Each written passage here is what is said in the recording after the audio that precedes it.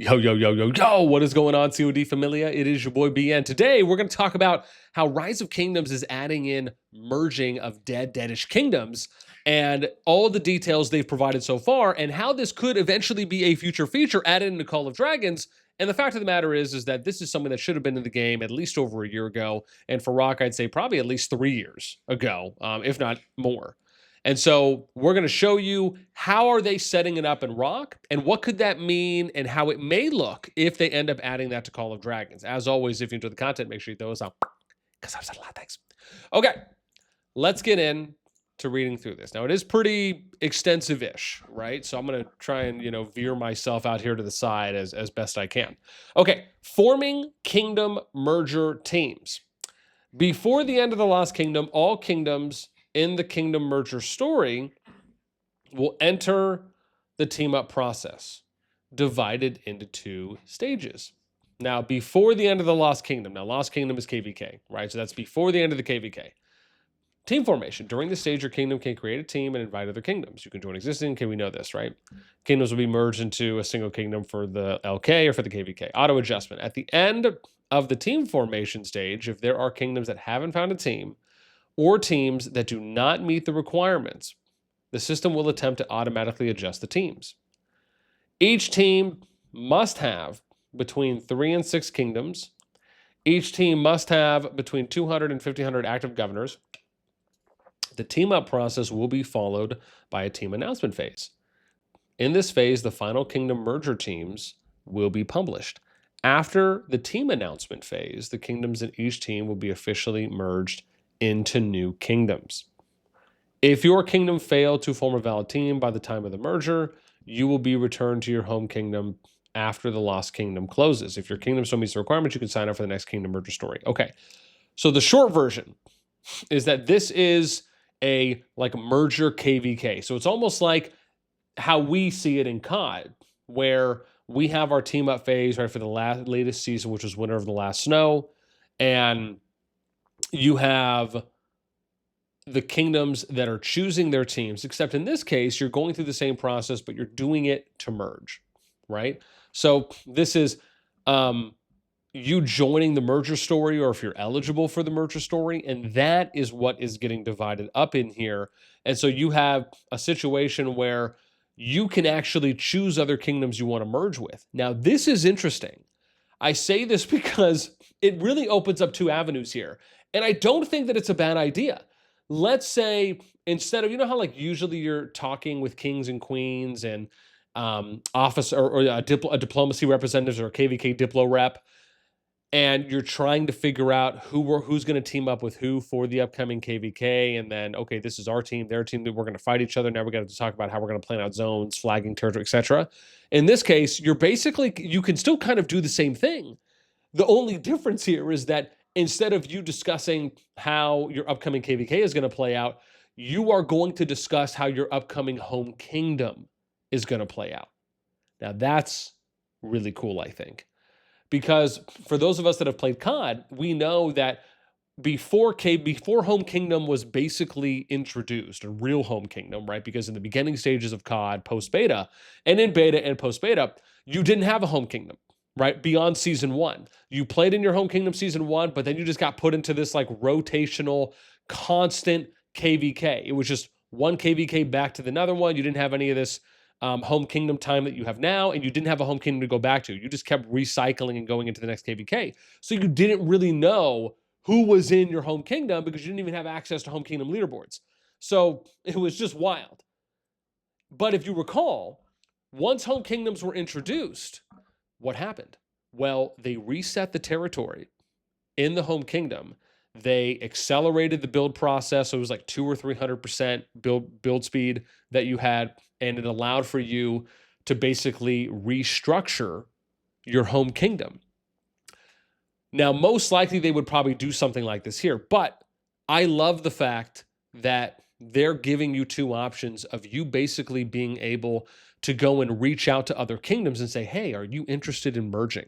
And if you are, okay, let's figure this out so that way we can join a team and set ourselves up for merging. Because this really puts it a little bit more, it gives you the opportunity, they're giving you 2 sides. They're saying, hey, we can put this in the kings and queens hands, but then in the event that they don't want to do that or there's leftovers, then the system can also do it for them.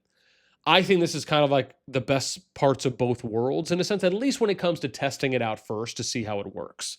Because I think ideally you would reach out to other kings and queens, especially after you've done your stats, your scouting, and you've identified a couple kingdoms that could work in the merge. Then you need to go and speak to these people and figure out how are you going to do your management structure? How are you going to do your leadership structures? How many anticipated players do you think are going to come in the merge? Making sure that shells are ready. How are you going to distribute territory throughout each of the zones? Are you going to do some kind of a dragon rotation? Are you going to do a King's Alliance? There's a lot that you have to discuss and goes into on the back end. But I do think that it's nice that they're at least giving you the opportunity to do that. Hopefully, some of the RoK kingdoms will appreciate that. Now, when it comes to having 3 to 6 kingdoms, but they're giving you a 200 to 1,500 active governors, keep in mind, in most cases, I have to imagine. Now, what I will say is, I guess one of my kind of devil's advocate sides here is that if anyone can join, because it's saying before the end of the Lost Kingdom, all kingdoms in the kingdom merger story will enter the team process. So you have to join that, right? Or you have to be eligible to get placed in there.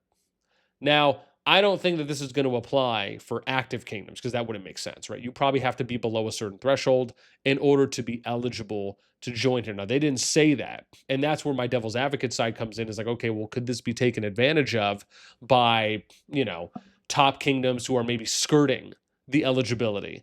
And then because it's saying each team, right? So that means that you can't have more than 1,500 governors.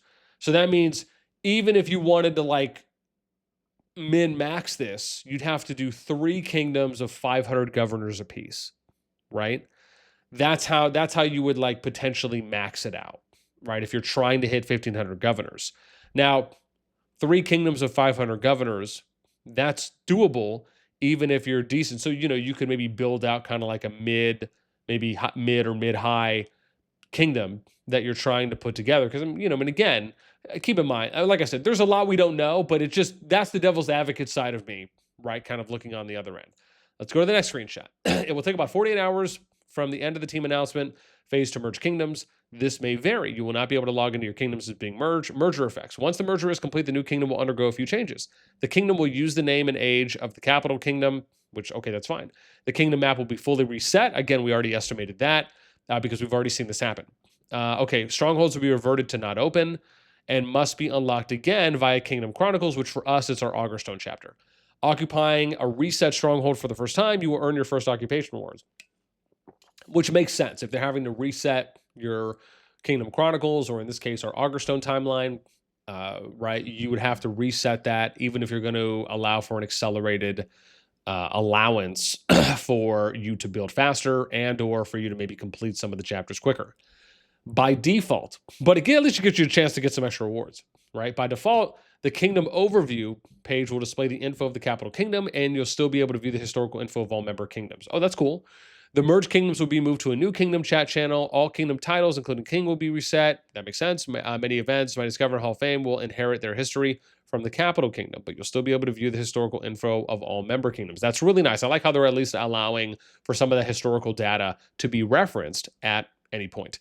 All recruitment plaza posts from the merged kingdoms will be deleted. The new kingdom's power cap for same season migration, a little bit of a typo there, will be reset. Again, it makes sense, right? Because you have to boot out the king, so you're going to have to wait to kind of cap that back. But again, seeing that this is how they're doing it, it makes perfect sense for what we ended up seeing when they reintroduced / introduced home kingdoms for the first time in COD, right? Or being able to go back to your home kingdom specifically, right? Post season 1.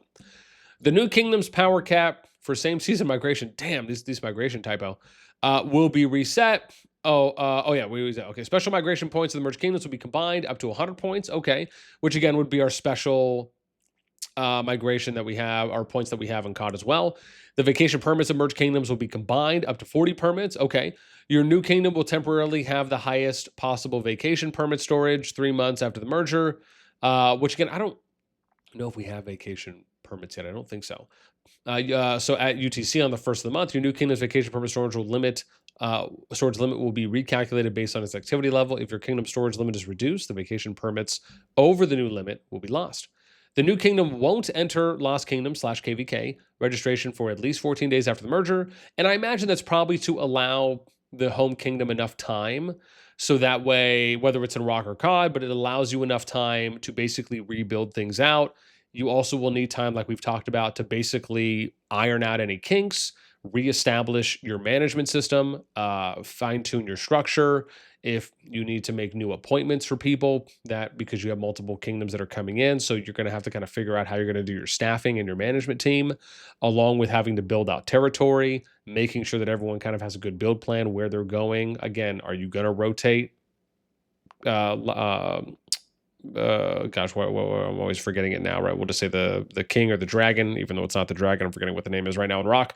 But the final building, right, in Zone 3. Are you going to do a King's Alliance? Again, there's a number of things that you really have to kind of iron out. So I think them allowing you 14 days, even if that might seem like more than enough time, it's at least some time to kind of figure those things out. All kingdom leaderboards will be recalculated. Okay, after the merger. Alliances, number 2. In the merged kingdoms will be adjusted. Alliances from the original kingdoms will be carried over. That's really nice. If you were in an alliance, you will still be in that alliance after the merger. That's great. All of your alliance center fortresses, flags, resource centers will be cleared from the map. That makes sense. The resources used to construct these buildings will be returned to your alliance. That's nice. Your alliance will be able to keep any resources that exceeded storage limit. That's dope. What's funny about this, and again, I'm just going to say something, and I wonder how many people in RoK have called them out on this already, and or if anyone from CoD will see where I'm going with this, is that you know for a fact that they have the ability to transfer storage limits or to transfer the amount of resources you have that exceed a storage limit, because they're just showing you they can do it on the alliances. So that means that it's more than likely they can do it for players when they're migrating, right? Obviously, this is a merge, but the same, I have to imagine, concept applies here. It just makes you wonder, like, why not just let people carry their resources over from one kingdom to another when they migrate, right? Okay, number 3, after the merger. The first time you log in after the merger, your city will be teleported to a random spot in a starting province. Okay, again, that's pretty standard. You receive a 24-hour peace shield. If you were in an alliance before the merger, you will still be in that alliance. Now, I wonder if the alliance, because I don't know if they talk about this, if the tech is reset or anything. I have to imagine it's probably not, especially if they're able to bring over the resources. That's something that was previously in one kingdom and now they're moving it to another. So you'd like to believe that they're probably going to keep tech the same. Okay, number 4. After the merger, any characters in the new kingdom who meet all of the following requirements will be deleted and removed from the map. Ooh, that's actually really awesome. Their city hall is below level 3. They have not logged in for 360 straight days. The character has not made any in-game purchases. I'm going to be honest, man. I would raise that. I would say anyone who's at City Hall like 8 and below, and anyone who hasn't logged in for maybe 30 to 60 days straight and hasn't made any in-game purchase. But I would raise this. Absolutely. This seems way too conservative. Like, if you're going to do a merge, allow these people to start off on a more lean and less fatty kingdom, right? Maybe would even argue, I'm curious, where would you guys put that? To me, if you're already in a dead kingdom, the only active people should probably be the ones, especially because a lot of these kingdoms are probably already old or older. So anyone that is still active, you would have to believe is probably at least at CH20 or above, and they're still logging in. So for me, I think CH8 and below, maybe some of you think more, let me know, right? What CH level and how many days not logged in, along with no in-game purchases, do you think they should have this at? Because to me, I just think that this is way too low. Number 5, an event called Fates Intertwine will be launched in the new kingdom. Alliance flag construction speed, there you go, bam, right, increase, double. Your alliance member limit will remain the same as before the merger. That's great. After the event ends, your alliance member limit will be recalculated based on the number of alliance flags it owns. Yeah, so they kind of give you like a temporary boost. There will be no alliance flag requirement when signing up for Ark of Osiris Golden Battlefield. Okay. And number 6, see in-game events. Okay.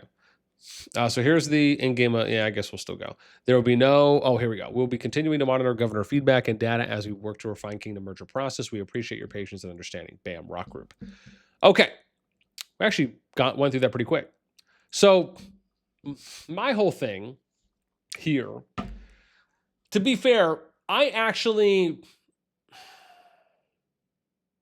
am somewhat okay with this. Like when I think about, how would you do this the first time around for merging kingdoms? Now, my whole thing is I like the fact that you can select it. However, some kingdoms, if they don't have a king or queen, I imagine that's what they meant by some circumstances of like if you can't choose, those kingdoms might, like, let's assume or operate under the assumption that if your kingdom does not have a king or queen and it's an older kingdom, you will just automatically get placed into this merger KVK season, right? Which really, it's more of just like a merger storyline, if you will, right? It's like a merger matchmaking because you're not really going to play out the season beyond that. You're just kind of going through that timeline process prior to the KVK, prior to a traditional KVK starting. So let's say all the kingdoms that are basically dead or deadish don't have a king or queen. They are getting automatically placed in here. Okay, that leaves us on the second point, which is that now for the kingdoms that have a king or queen, and they are deadish, they have to sign up. That's the part that, again, because again, they would have to sign up to do that, right? It does say that there's a merger story, right? And it said that all kingdoms, where is it, right? It says, before the end of the Lost Kingdom, right? Forming kingdom merger teams, right? All kingdoms in the kingdom merger story, right? So it's like you have to register for it, is the thing. So, I mean, my hope is that people would register for it because to me, it doesn't necessarily make any sense to be super dead. Why not have an opportunity to revitalize your kingdom? Now, I think this would do a lot if they added it into COD, which I absolutely think that they need to do.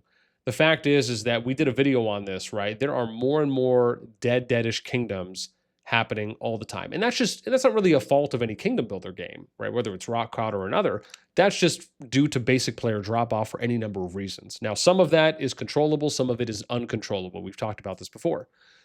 And so the idea is that you need to have more kingdoms that are closer in power to one another. And by merging deadish kingdoms, it gives you the opportunity to at least get to the starting line of that, which can later create more opportunities for that. One of the biggest problems in Season of Strife or SOC and RoK, in probably in any kingdom builder that operates with a KVK, with operates or has KVKs in them, is that you need to have pretty much all the kingdoms in the same KVK kingdom pool. And you need to try and have tools and utilities in the game that can create situations where all the kingdoms can try to always be working to be as close to each other in power. Because the one thing you absolutely never want to have happen is you get these kingdoms put into a KVK, and then people talk about how unfair and how unbalanced it is because of power discrepancies. And that can be in a multitude of ways. You never want that to be the focal point. You want it to be, damn, this KVK is packed, super balanced, super fair. Powers, all our advanced stats are pretty much looking very close. Now it's really going to come down to the most important things, which is tactics, true skill, strategy, right? Activity, who's going to show up, who's not showing up. Those are the things that we want to be front and center in KVK storylines. And that should be the most important aspects of it, not who has more power or less power in one area or another. And it doesn't mean that those numbers are ever going to be perfect. We're not saying that they should. But what we are saying is that you can do things in the game to at least try to create those opportunities to have smaller power gaps in a number of areas when it comes to KVK groups and matchups. So yeah, those are my thoughts. I'd love to know what you guys think on this one. What do you think about the way that RoK is doing the kingdom mergers? If you are playing RoK, again, how have you perceived it? Do you think that this is a good first step or a good entry weight that they're testing this? And again, for COD, is this something you would like to see over in COD? Any changes that you think maybe could be applied differently from how RoK is doing it on their initial plan versus what maybe you might like to see if it is more relatable or appropriate to COD? Let me know in the comments below. That's it for me. As always, until next time, I'll catch you later.